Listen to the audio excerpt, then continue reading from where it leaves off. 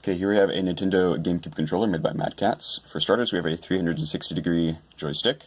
Next is an up, down, left, and right D-pad with a start, pause, game menu button, and a programmable macro button. Next, you have another 360-degree joystick, A, B, X, and Y buttons, and then left and right triggers, and Z and M bumpers.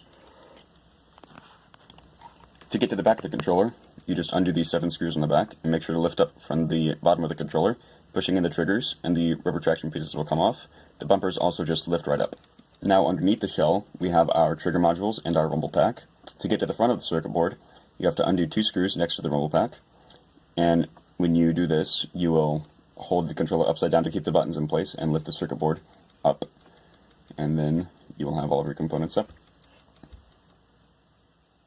Now we have circuits that will be completed to pass a signal through by conductive rubber pieces under the D-pad, which will be pushed down by the plastic piece on the front. We have a 360-degree joystick, which is monitoring values consistently under that and the C-stick, and the peg just goes into the hole right there.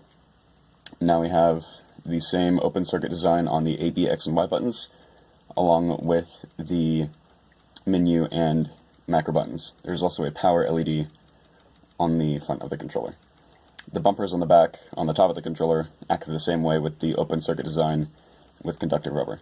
We'll be undoing one trigger module since they're identical. Undo these 2 screws on the sides. There's conductive pink rubber on the inside to pass signal. On the inside of this plastic block, there's a peg to actuate the rubber, and then on the side there's another peg that goes into the rack and pinion to send out an analog signal.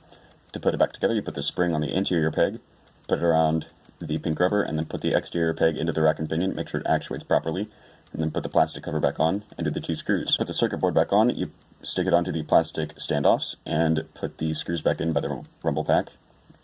These bumpers just sit into place, and then the triggers also just go into their respective modules.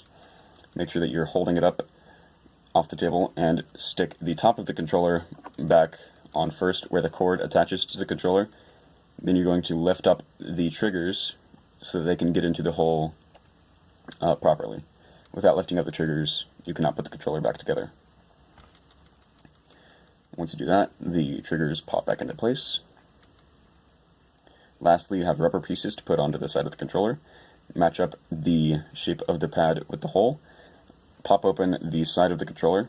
Shove the back of the pad in first, and then close it back down together. Again, open the controller. Stick the back of the pad in first, and then close it up. Lastly, put in your 7 screws, and then you're done.